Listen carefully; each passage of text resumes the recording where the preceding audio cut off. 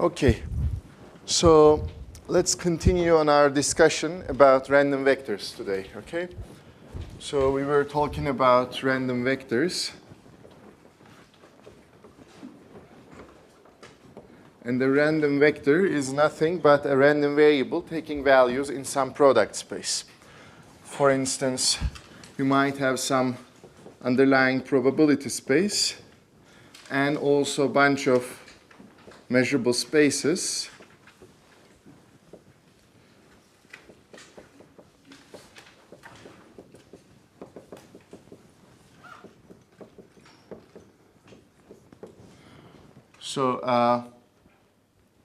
So this is the product space, right? We denote this by the product of EIs.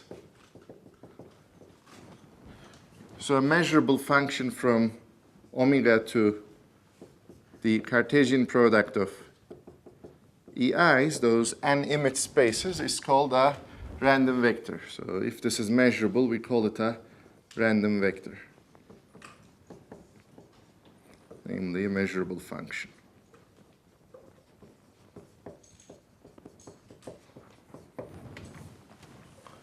So once you have the structure, of course, you would like to know something about the distribution of X. And distribution of X means you need to take sets in the product sigma algebra and look at the probabilities of this form. Prob that X takes values in D. So this is 0, 1. So this is the mapping which we call the distribution of X.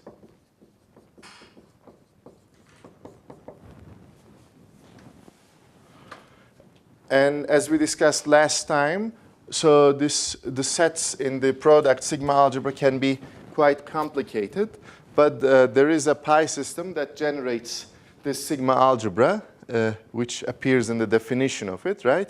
And in fact, these are the measurable rectangles. So if you have a probability measure on this product sigma algebra, or in general a sigma finite measure on this product sigma algebra, it is completely determined by its values on a pi system that generates this sigma algebra. And if we take that pi system as the pi system of measurable rectangles, we can just say that this is determined by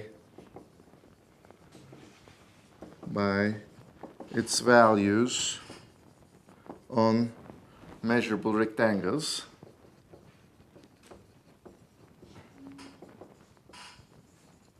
Namely, the values of the form x1 is in D1, xn is in Dn, which stands for X is in the product of the i's, right? For D1 in E1, Dn in En. And if you take, for instance, D2 equals E2 and Dn equals En, then what you get is the probability that x1 is in D1, right? So this, as a function of D1, is what? This is the marginal distribution of x1, the distribution of x1, right? If you just take D1 to be a non-trivial set, but D2, D3, Dn, etc., take them as the full spaces, E2, E3, En, right? Then this event just becomes x1 is in D1 because the rest are trivial events that are always true, that always happen. So we get the probability that x1 takes values in D1. So this is the marginal distribution of x1, or just the distribution of x1. And similarly, we can say the distribution of X determines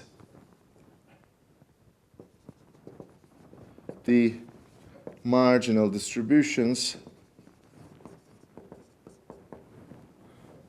probability of the distribution of x1, the distribution of x2, the distribution of xn, right? The converse is not true in general, is not true in general. Let me say, yeah, so this is the joint distribution of x1 to xn, right? Joint distribution of x1 to xn. Whereas these are the marginal distributions. Marginal distribution of x1, marginal distribution of xn. So if you know the joint distribution, you can calculate the marginal distributions. But if you just know the marginal distributions, maybe you cannot calculate the distribution, the joint distribution of the vector, because you lose the dependence structure. So this is because the marginal distributions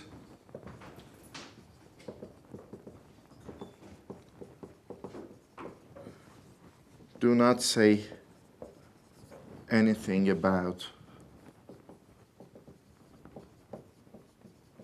the dependence structure.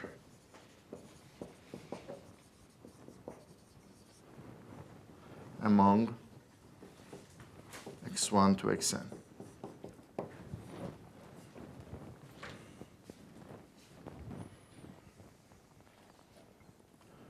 So we also use the notation. So let's say we have nu is the distribution of x, okay? So this means what? This nu of d is the probability that x is in d.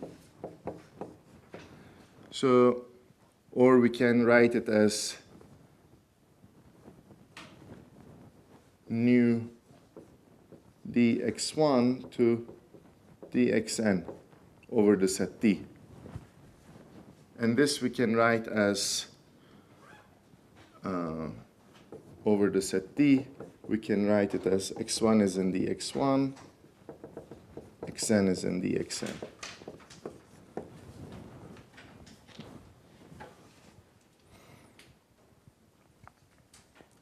So if you want to have some differential notation, this is how we write it. And we know this for marginal distributions, right? For instance, if you have nu I equals the distribution of xi, then you can write maybe di of nu I dxi is nu I of di. This is the probability that xi takes values in the set di. And this is just an integral over the set. Xi is in dxi. So this d here is in the product space, whereas di here is in just one of the individual sigma algebras.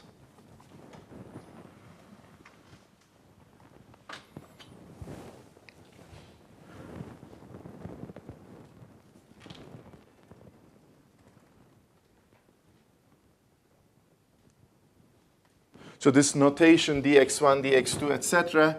is used whenever you have a measure on the product space. So you take a measurable set of the product space and you integrate this measure on this set.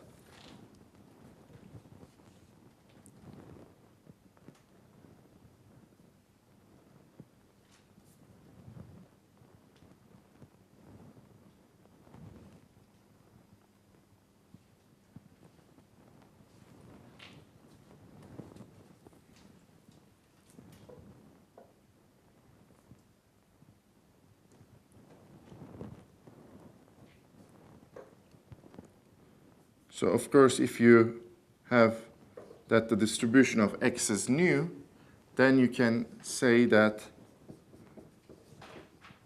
for every positive measurable f, you can calculate this expectation as f d nu, and you can write it in full form as x1 to xn nu dx1 to dxn And this integral is where? It's on the product space. Yeah.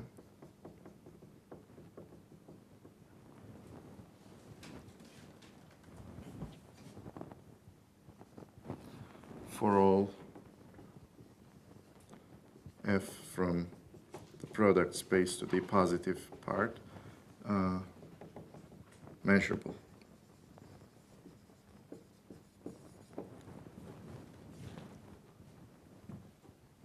So this is just rewriting one of the old theorems about distributions in the setting of random vectors.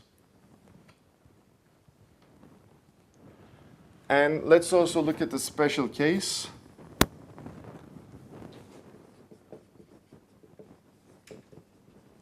where we have a random vector taking values in the Euclidean space. Of course, the Borel sigma algebras are used. So let me recall for you that the product of those Borel sigma algebras, we call it the Borel sigma algebra on Rn, and it is generated by products of intervals of this form, right?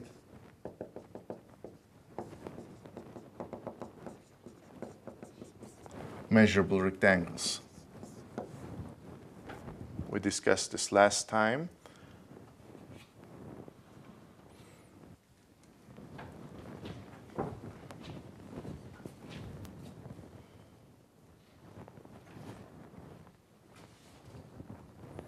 And in this case, of course, the distribution of x is determined by the joint cumulative distribution function, joint CDF, which is defined as the probability that x1 is less than b1, xn is less than bn, where b1 to bn are reals.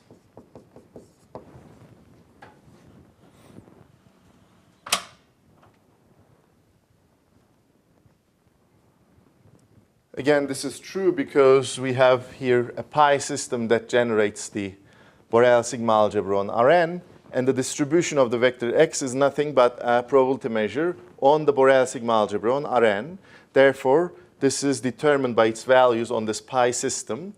And the property of this pi system is that you can write those sets as minus infinity to somewhere, and those somewheres, the right-hand points of those intervals, can be used as the parameters of those sets, right? So when you define a set function, when you look at the value of the distribution on those sets, you can just see it as a function of b1 to bn. And this is what we call a cumulative distribution function, just like in the one-dimensional case. And you can also talk about expectation of x, but now as a vector. So it is, let me write it this way.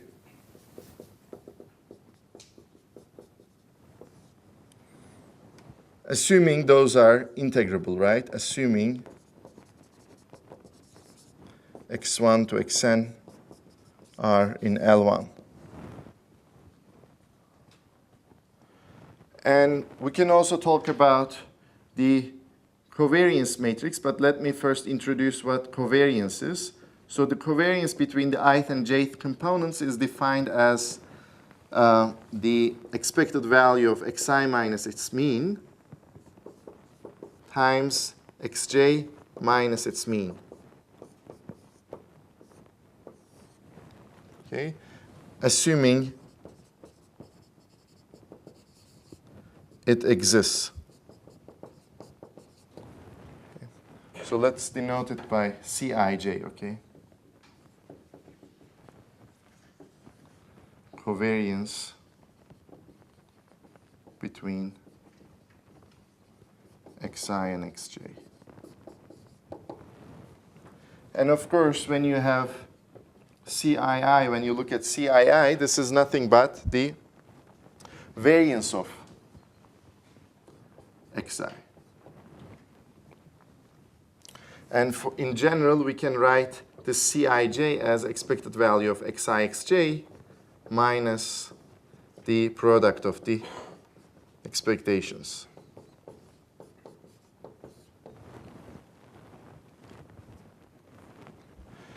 And this looks like a matrix, and we can indeed put everything in a matrix, C11 to C1n, Cn1 to Cnn. So, assuming all entries are finite, all entries are finite, we can see it as a matrix or an element of Rn cross n, right? N times n dimensional matrices, space of n times n dimensional matrices. So one of the homework exercises, homework questions next week is going to be to check that C is a symmetric positive semi-definite matrix. Positive semi-definite matrix. What is positive semi-definite? Well, we never talked about this in this course because it's not a course on optimization, but if you have taken a course on optimization, you probably discuss about positive definiteness and semi-definiteness a lot. So positive semi-definiteness means whenever you take a vector, okay, and multiply your matrix by this vector from the left and from the right, you're going to get something positive for every R.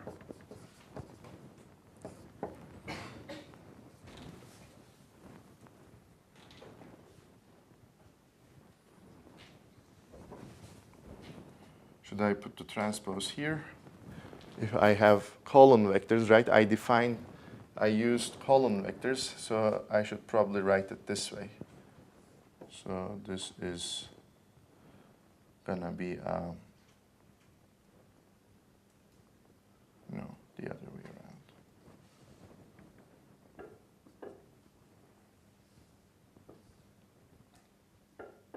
Yeah, okay, this is gonna be a row vector. That was the right one. So if your vectors are column vectors, you should use this way of writing it, transpose.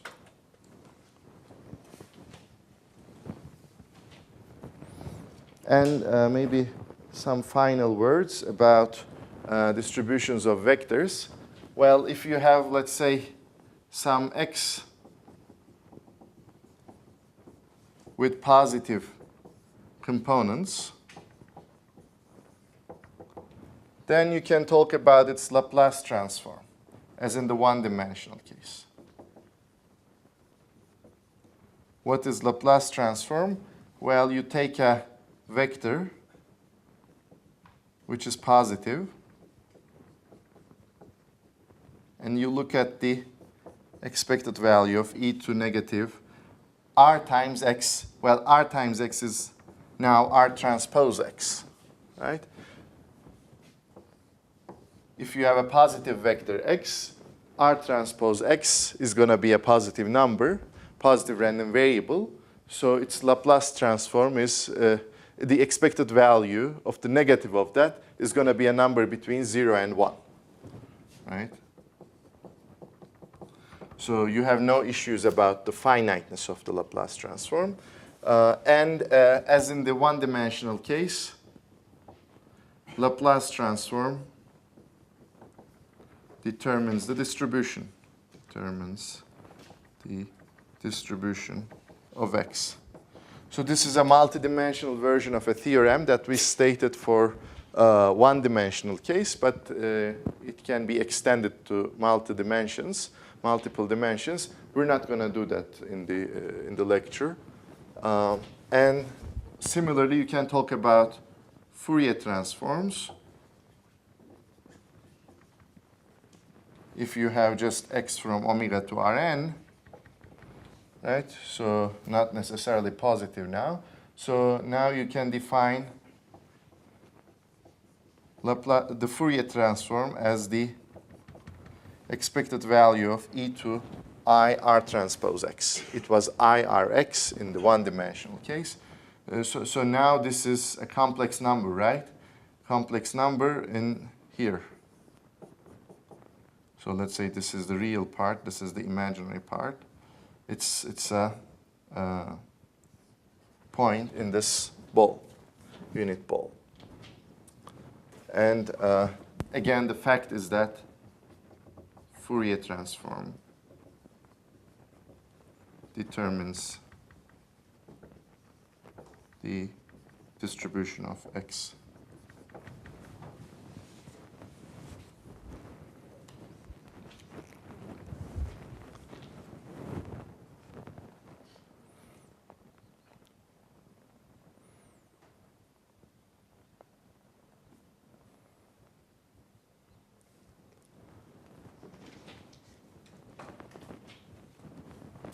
So there is almost nothing new here. It is just rewriting some of the old stuff. And the only thing that is new is probably the covariance, right? We talked about variance before. Since now we're dealing with a bunch of random variables, whenever we have a random vector, we have a bunch of random variables as its components. So now we can also talk about a value that is about the dependence structure, right? So this is a quantity related to the dependence structure because you look at xi and xj at the same time. But it is not the full information about the dependence structure. It is just the covariance. It is just one expected value.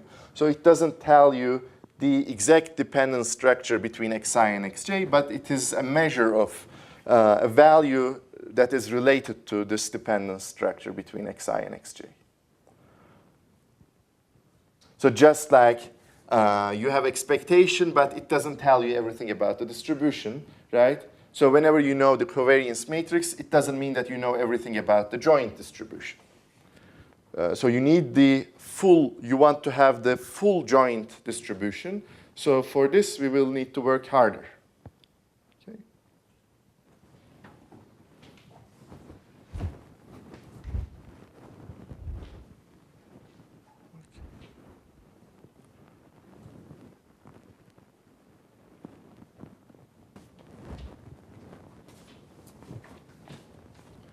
Okay, so now we're going to discuss something else, which is related to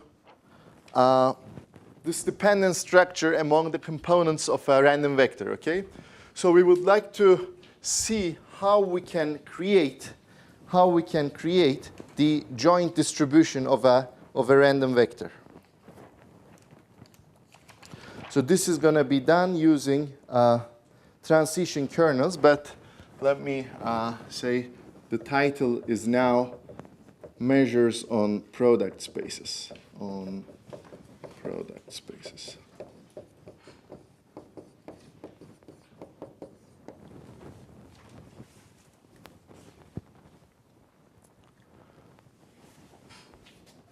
So the main question is, how to define a measure on the product of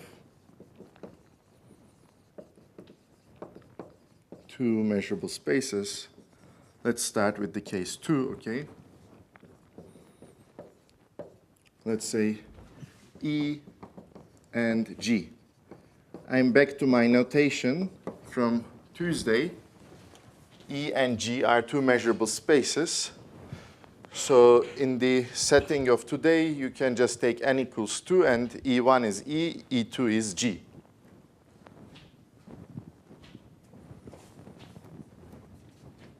So in other words, we want to have a measure space, right? So now, what is the measure here? What is the measure here? So one way to define a measure is to use the measures on the individual spaces. Okay. So let's say some example. Okay, motivating example, or let me say one idea. Okay. Suppose nu is a, do I use nu? Yes. Nu is a measure on E, and lambda is a measure on G.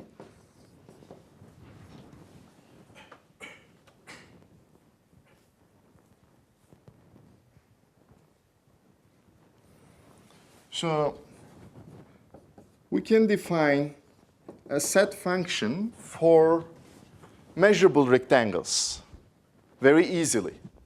Very easily. Let's say you have a measurable rectangle of the form D cross F. Okay? D is from this space, F is from the second space.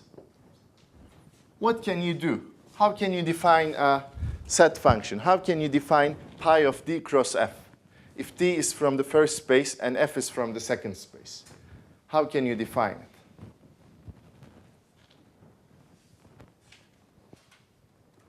Any ideas? So just you're going to use the measures, the two measures on the two spaces. D belongs to the first space, and you have a measure there, nu, and F belongs to the second space, and there's a measure, lambda, there. How can you define a measure on the product for measurable rectangles? How can you define pi on measurable rectangles? We're going to call it a product measure. It's a hint.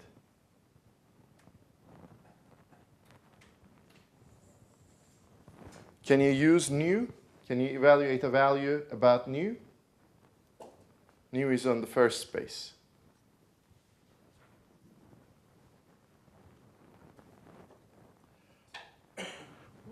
So you can calculate nu of which set? Nu is a measure here, right? Which set, which of them belongs to E, script E?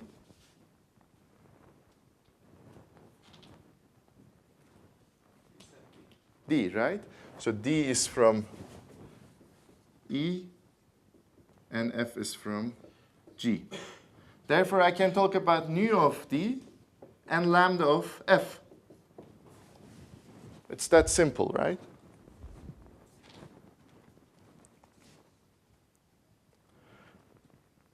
The issue is that we did not define a measure this way. We just defined a function for measurable rectangles. But the product sigma algebra is more than that. So can this be extended as a measure on E cross G, the product sigma algebra? Note that this has many more sets. So it has many more sets than rectangles. In other words, does there exist a measure pi on the product sigma algebra such that its values on measurable rectangles have this formula? On measurable rectangles, it is defined as the product of nu and lambda. Nu for the first part, lambda for the second part. This is the question that we would like to answer. So, formally speaking,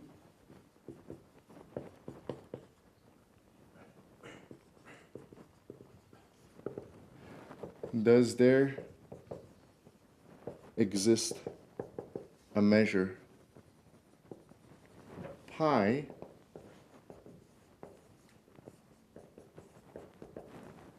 such that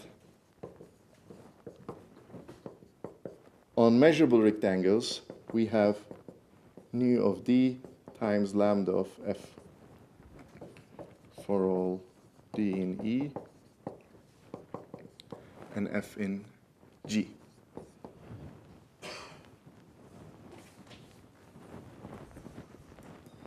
So the answer is given by Fubini's theorem, which we're going to prove maybe next time. Okay? So we're going to spend some time as preparation for this theorem, but that's going to be the main theorem of this section. Okay? The main theorem of this section. So what does it mean to define a measure on the product sigma algebra? This means give me an arbitrary set in the product sigma algebra, not necessarily a measurable rectangle. We should be able to tell the measure, the pi value assigned to A, to that set. Okay? So we need to define pi of A, where A is just a set in the product sigma algebra. How are we going to define it? Well, we're going to look at the indicator of the set. We're going to integrate it with respect to nu on the first space. Now this becomes a function of y. Y is fixed here. So we take it as input, as an integrand for the second measure, and integrate it over the second space. It's not the second space, of course. This is the second space. And the order doesn't matter. This is what the theorem is going to say. You can do it the other way around. You can first integrate with respect to lambda.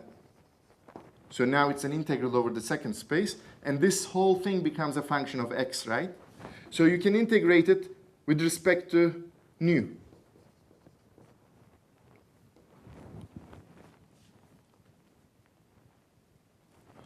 And this defines a measure on the product space, provided that, suppose nu and lambda are sigma finite,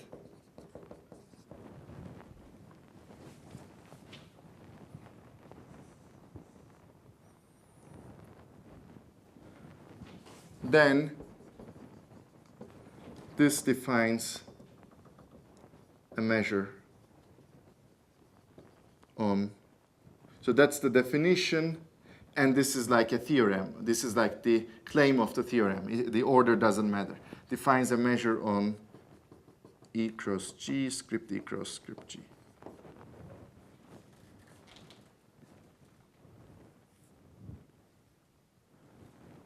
And moreover, we can integrate other functions, moreover, for every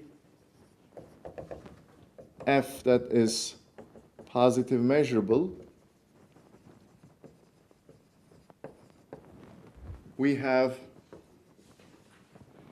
I'm going to denote it as pi f, which means the integral of f with respect to pi.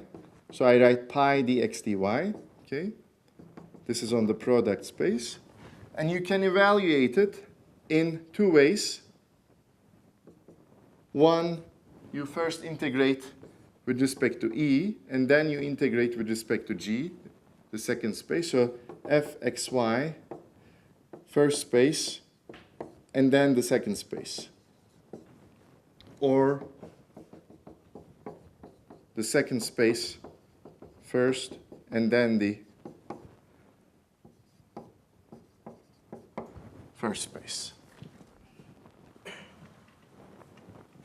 This is the theorem. This is Fubini's theorem. It's very important in calculations because it allows you to switch the order of integration.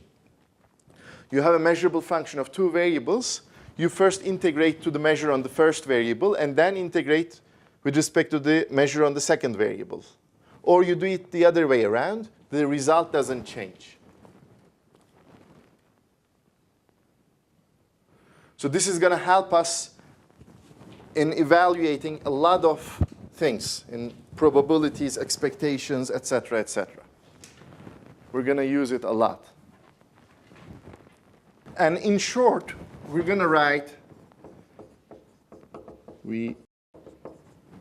pi dx dy is nothing but nu dx times lambda dy. The meaning is this. The meaning is this.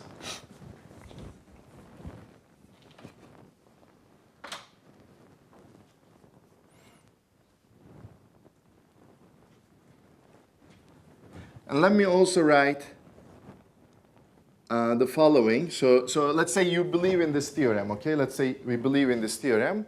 Then we can just evaluate its values on d cross f, right? What is d cross f? Well, this is indicator of d cross f, xy, integrated over nu, and then over lambda, right? But what is the indicator of this measurable rectangle? X must be in D, Y must be in F, right? It is the product of the indicators. Therefore, I can take this out of the first integral, and I can even write it as this whole thing times the whole thing here, which is just nu of d lambda of f.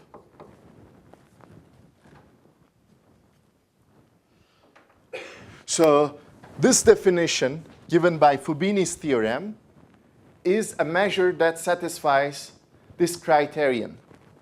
It's a measure of the two measures for measurable rectangles.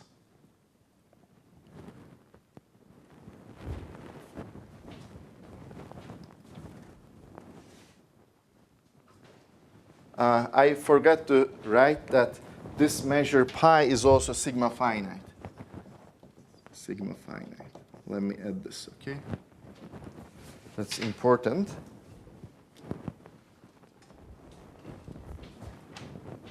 What comes for free is that this pi is the unique such pi as it's sigma finite because its values on measurable rectangles are given like this. So since pi is sigma finite, it is the unique measure which assigns nu times lambda to measurable rectangles. And you know what I mean, right? Nu times lambda means this, measurable rectangles. End of this comment.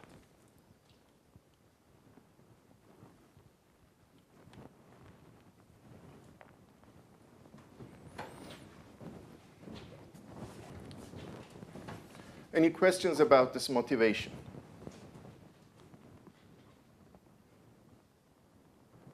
So we have two spaces. They have their own measures. Okay? Last time we created a sigma algebra on the Cartesian product of E and G. We called it the product sigma algebra. Now we would like to have a measure on that product sigma algebra. So it's not enough to just define it over measurable rectangles because it has many more sets than measurable rectangles. So how are we going to define it? Fubini's theorem tells us how to define it. So in fact, all you have to do is to integrate the indicator function of an arbitrary set in the product sigma algebra with respect to the first measure and then with respect to the second measure, or the other way around. This gives you a measure which is sigma finite.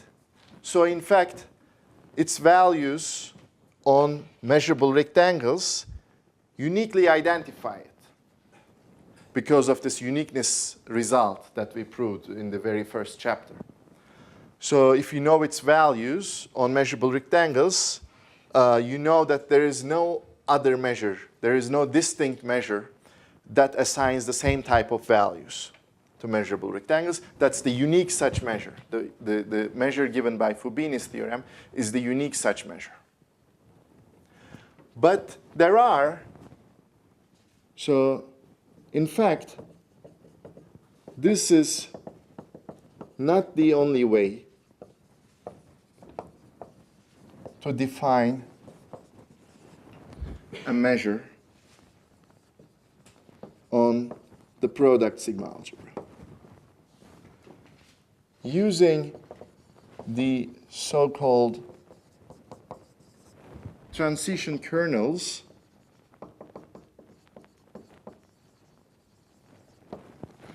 we will be able to define more measures on E cross G that will help us model dependent structures of random vectors.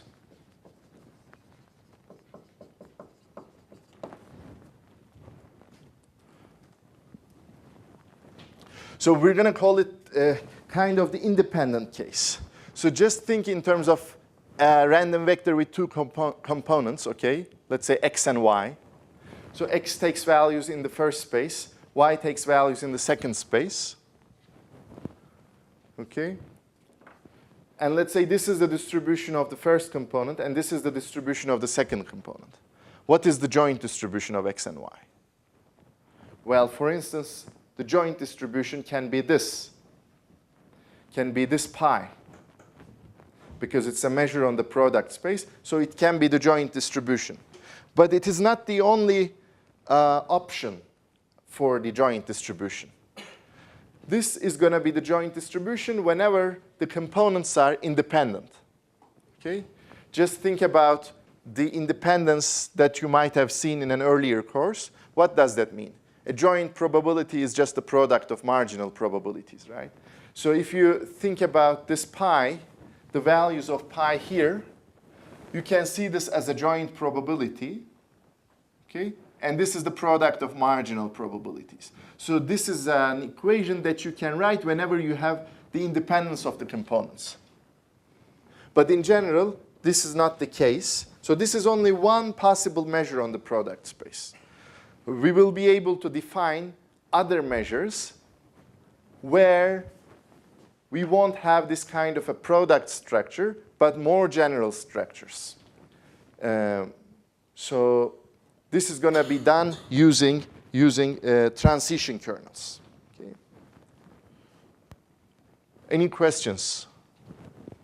So just think about this statement of Fubini's theorem and try to understand what it means. Of course, we're going to come back to that next week to prove it, to actually prove it. But for now, I just wanted to give it as a motivation to discuss transition kernels or measures on product spaces. Okay. We will be able to deal with measures that are more complicated than this. Okay? So this case is going to be the case, is going to be the joint distribution when the components are independent. But what if they are not independent? We're going to see that. Okay? So maybe we should give a 10-minute break and then continue with this new concept of transition kernel.